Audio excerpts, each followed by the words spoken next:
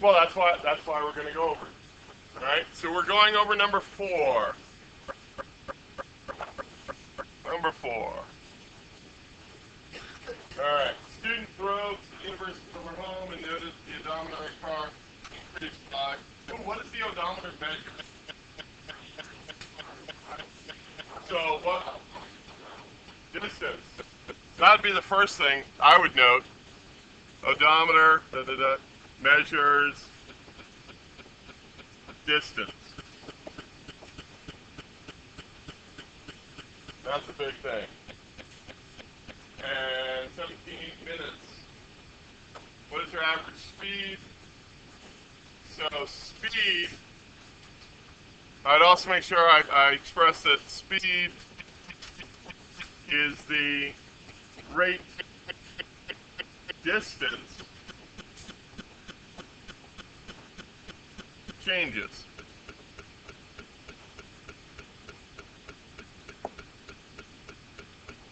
Mainline distance from a whole university is this.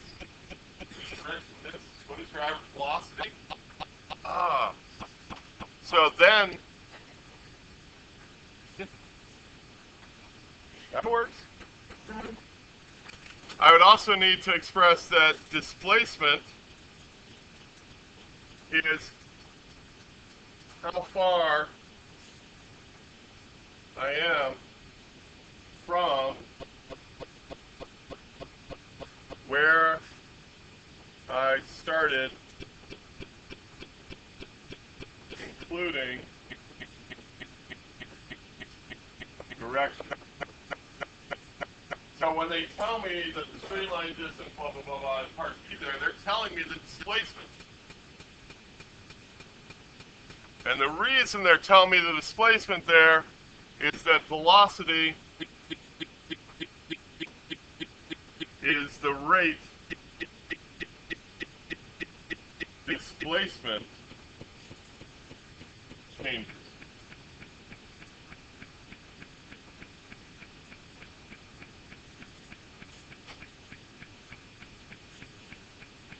So those are the understandings that I really need to have to be able to do this problem. Those are the whys. This is why the universe works the way it does, because speed is related to distance and velocity is related to displacement.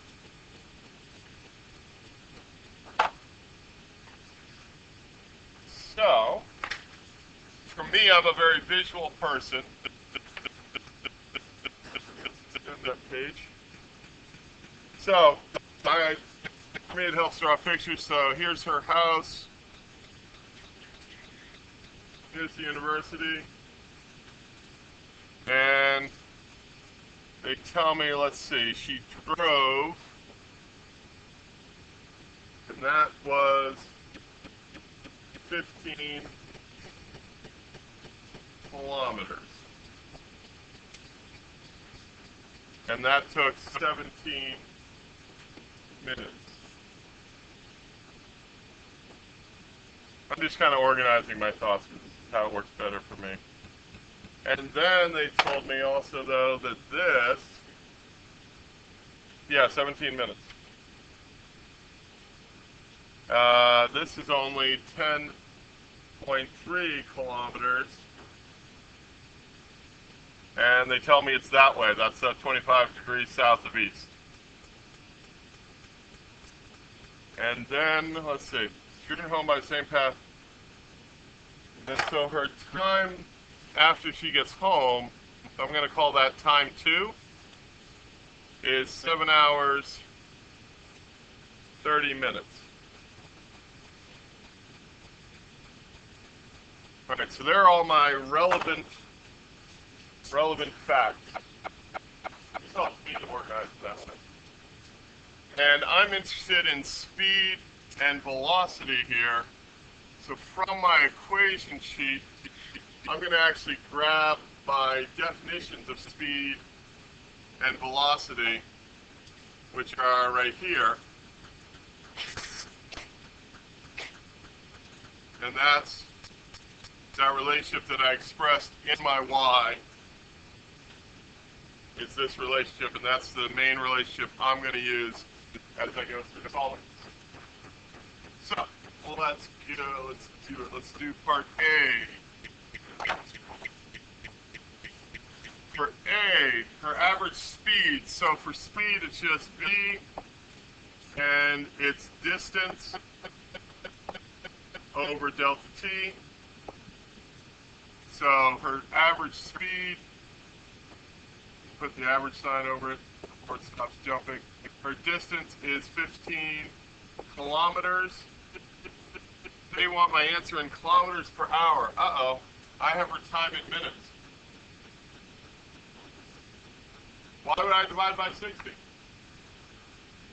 Oh, I should convert this to hours. You guys remember how to convert, right? Multiply by the number 1.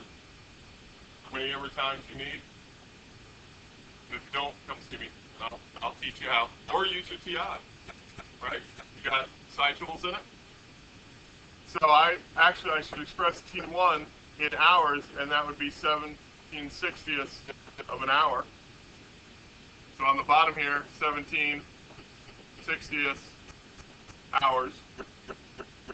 And that gives me a total of 52.9 kilometers an hour.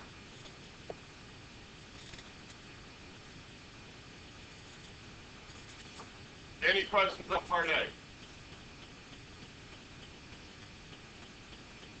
All right. Moving on to B. For B, they want me to do her average velocity. So velocity, and we know that's related to displacement. We said that in our Y time because that's what a rate is. So my velocity by displacement is 10.3 kilometers that way. My delta time is still my 17/60 hours.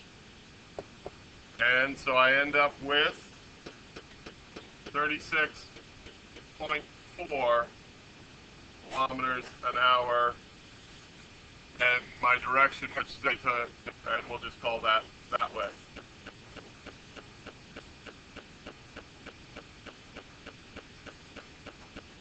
But because it's related to displacement rather than distance, my velocity is vastly different than my speed.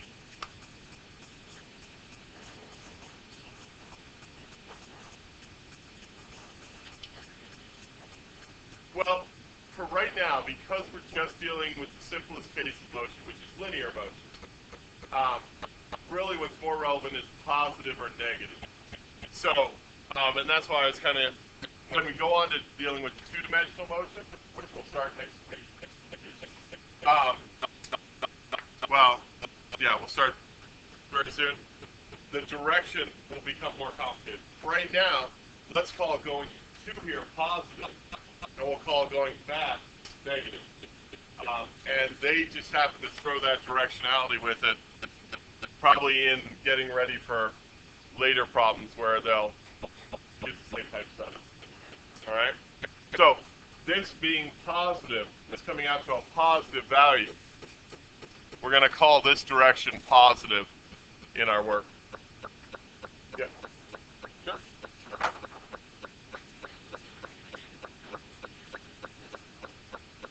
As it says, I'm only going to grade stuff that's in the format of the why and the how. So I actually don't want to see this packet at all. You don't have to use my sheets, but you have to do the why and then the how. Then you need to redo it. All right? So you're welcome to use your own sheets. Just keep that same formatting. Okay, part C now. Now she returns home 7.5 hours after she left. Guys, thank you.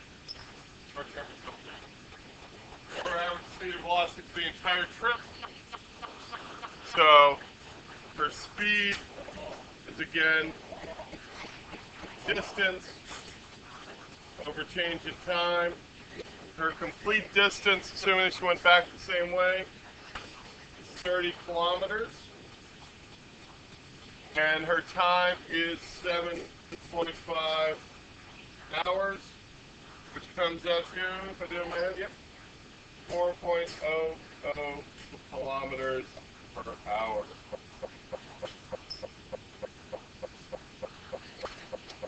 And then to do her speed, trying displacement per time. The displacement is 0 kilometers. Time is 7.5 hours, which gives us 0 kilometers per hour. Yay! All right. So number 8. Coming to a stop, probably skid marks this down on my way. Anticipating acceleration. Estimates the speed of the car just before braking. So as soon as I see deceleration, what I think, accel means acceleration opposite velocity. Doesn't mean negative, it just means opposite the velocity. So that's an important thing to have in there. And just to go to full form, what must be true to stop? Huh? Okay. But and what happens? What's the motion when you actually physically stop? No motion, right? I mean, it seems crazy, but stop means v equals 0.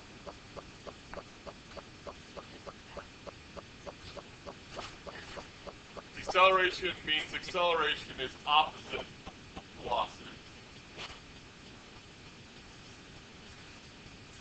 All right. The other factor in here, the other understanding that I would like in here is that to change velocity, it takes time and displacement.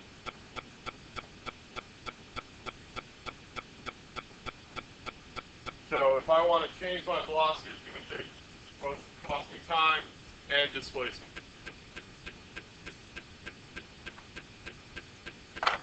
All right. So again, I always think better with pictures. For me, let's see, we got a car. It leaves skid marks that are 87 meters. I know its velocity down here is going to be 0 meters per second. Up here, I don't know what it is, but it's going to be moving in that direction, which means its acceleration must be in that direction. And I know that acceleration is 7.50 meters per second squared.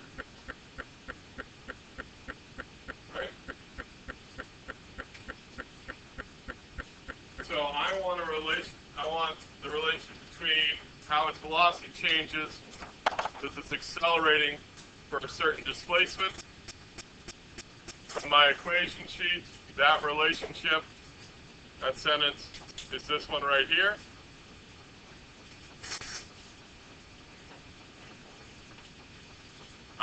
It says it to me explicitly in the problem.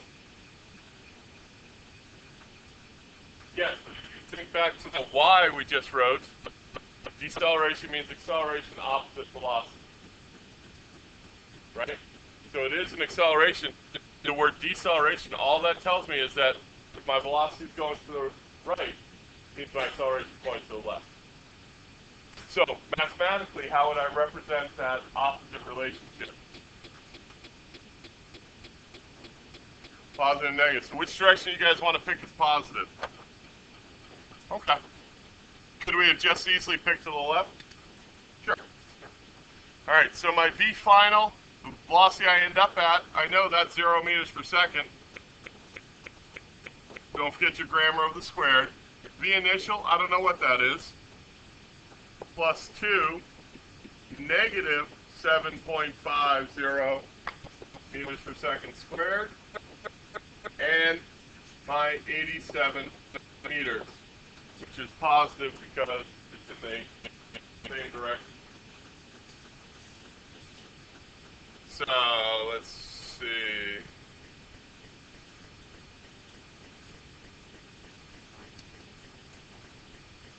I made 7.5 negative because it points in the opposite direction of what I just defined as positive. See the green arrow with the positive next to it? We just defined that as positive as the class. So opposite that direction would be negative.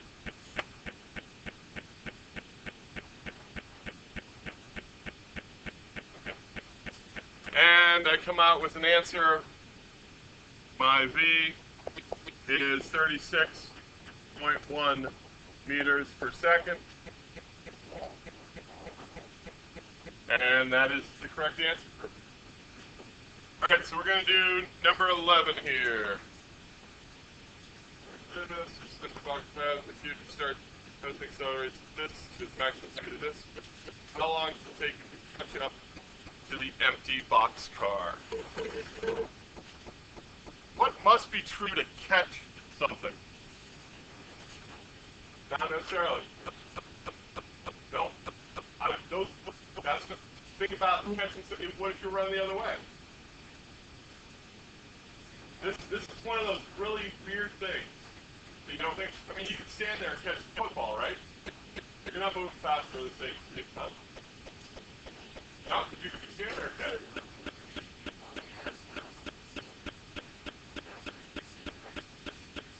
Nope. Good try. And this is one of those weird. You have to be at the same place, same time. Just like meeting someone. You know, if you say, hey, I'll meet you at Dunkin' Donuts, and you don't tell someone what time, chances are you're not going to hook up. Or if you say, hey, I'll meet you at 3, but you don't tell them where, you're not going to hook up. You got to be at the same place at the same time. So when they ask, meeting means same place at same time. That's what it means to meet something, to catch something, to meet up. Meeting, oh, I left out the end, sorry. Means same place at same time. So for this fugitive to catch the train, it must be at the same place physically at the same time. It doesn't matter what their speeds are or anything like that. They just have to have that one condition.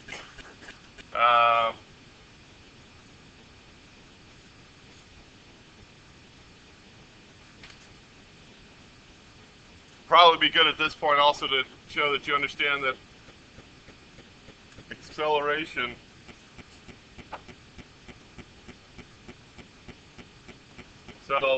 is the rate velocity changes.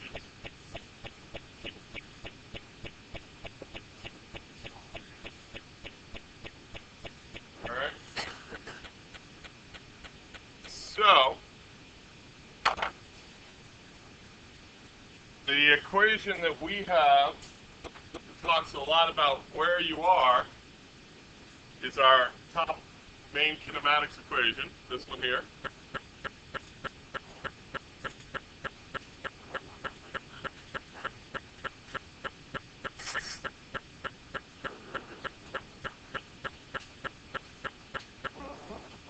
Well, I know that in my y, I said that they have to be the same location at the same time. And so I'm thinking I'm going to start with this one because it's the one that talks the most about where I am. So I may end up not using just this one, but at least it's a good place to start. All right? So you're looking for the relationships as you understand them. So, let's see. Need our little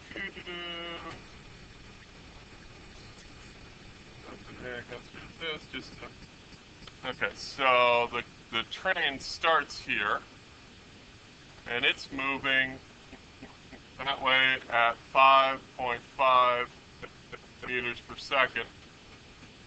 Fugitive at this point is not moving, right?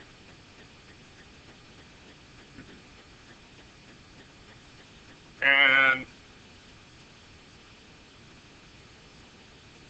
at some other point, let's call that, say that that's a distance d away, they catch up to each other. Do we think the fugitive gets up to the top speed before or after they catch? Okay, okay. So we're going to say that the fugitive has two segments. We've got a segment here that they're accelerating in this direction, and then a second segment here where their acceleration is 0 because they're up at top speed. Well, what if it took him so long to get there? It took him so long to get to that top speed, he'd already reached the boxcar. But we may be wrong in this assumption. If we come out to an answer that is not possible, whoops, we made a mistake. But we'll see. It is, it's an assumption we can make. So here, the velocity is 8.0 meters per second. All right, so let's call this, we'll call that D. We'll call this D1, just to label things nicely. And we'll call that D2. And now we know, we can say that D1 plus D2 equals D. Right? Yes? Okay. So, during D1, we're going to use our general equation up here. So at D1 is D naught. Where does he start? He starts at 0. So he starts at 0 meters. Is he moving when he starts? No, he's not. So that means 0 meters per second. And, oh, wait a minute. Do we know how long it takes him? No, we don't, right? So maybe we need to figure out that first before we go any further. That's going to come into a big factor into this equation, is the amount of time he has for each one. All right? So, maybe we should also say this takes time 1, and this takes time 2. That way, time 1 plus time 2 equals the total time. Trying to get things organized, right? We know that he starts at 0 and he gets up to a certain speed.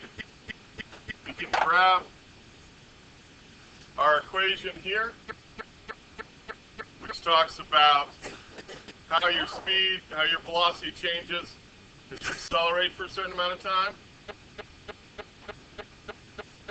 Maybe we need to do that first, and we'll find out how long he accelerated for to get up to that 8 meters per second and be able to use that. So, I know he gets up to 8.0 meters per second. He started at 0 meters per second. He accelerated at 4 meters per second squared for T1. Time during the first second. So I get T1 equals 0.50 seconds.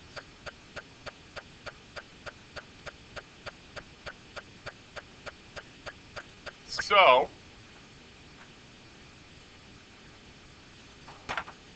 now let's go back to our distance equation here. And for the first one, he starts at d naught is 0 meters. We know he's not moving at the beginning, 0 meters per second, for half a second. Plus, this is all d1 in here. This is all d1. 1/2, 4 meters per second squared, 0.5 seconds squared. Plus, so all of this is our expression for d1.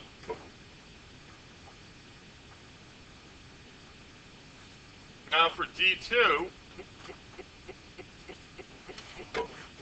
at d2, he actually starts at d1, but we're just going to worry about how far does he go during d2. His initial velocity for d1 is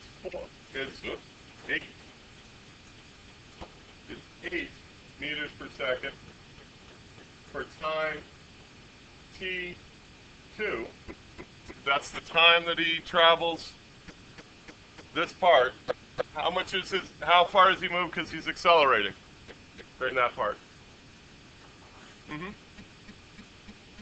How much is he accelerating? 0. So how far does he move because he's accelerating? 0. This is how far you move because you're accelerating. So what's 1/2 times 0? What's 0 times t squared? 0. So if you're not accelerating, that whole term becomes 0.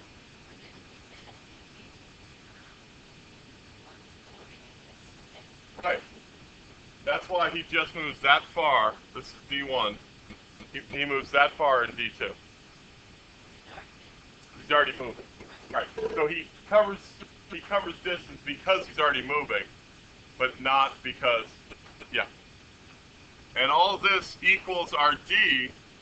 Our d is, again, he's not accelerating, so it's 5.5 meters per second, and that is our t1 plus t2.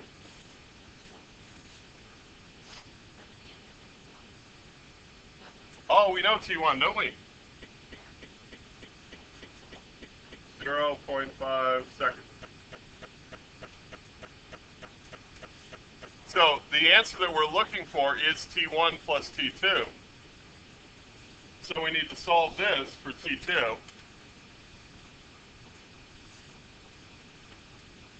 And if you do it all out, let's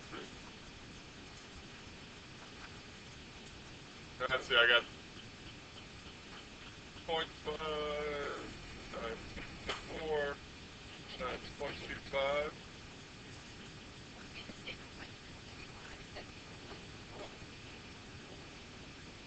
No. Because if I rearrange this, I get 7 t2. Oh, wait a minute. Nope, not 7. Excuse me. Simplifying this out, for this term, I end up with 2.75 plus 8 t2 equals, oh no, sorry, 0.5. This is 0.5. All right.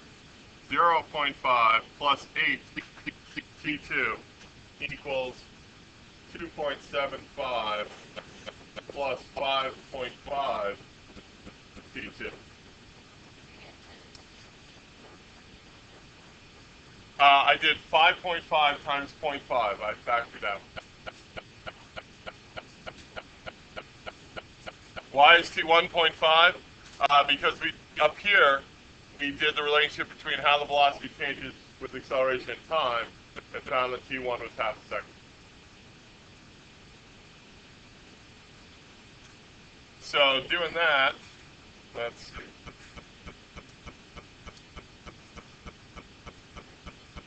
So t2 ends up being, let's see, Got to bring that. I get 2.5. 2.25 divided by 2.5. I see it's too small. Hold up.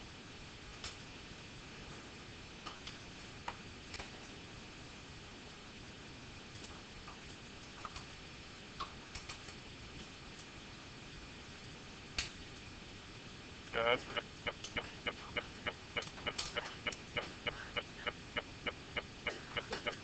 yeah, what I'm doing is I'm bringing this over so I get, and this over here, so I get 2.5 over here, and I get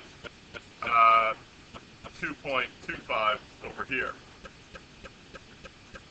That seems too small to me. It shouldn't be that small. It should be.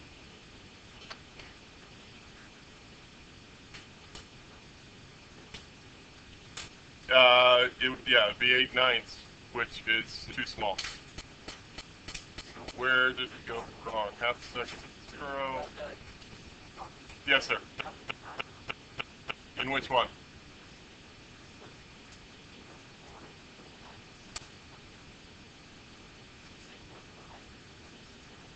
Here?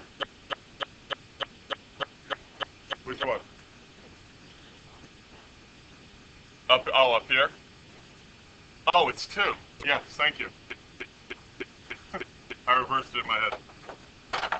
Yeah, that makes sense. That makes more sense.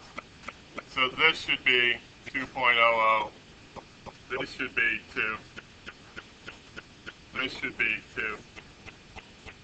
That makes a big difference. Thank you.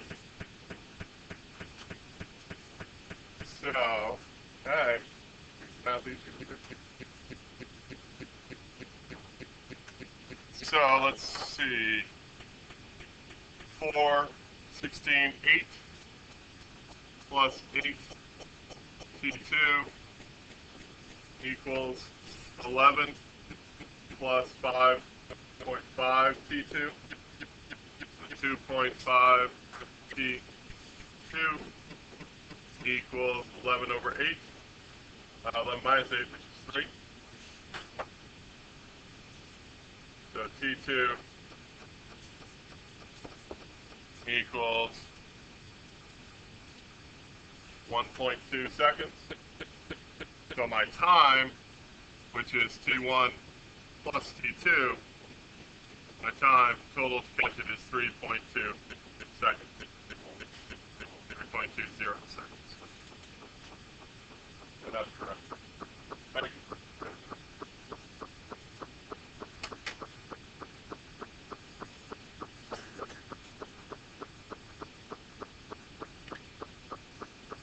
The total D on this, remember, is 5.5 meters per second times T. So it's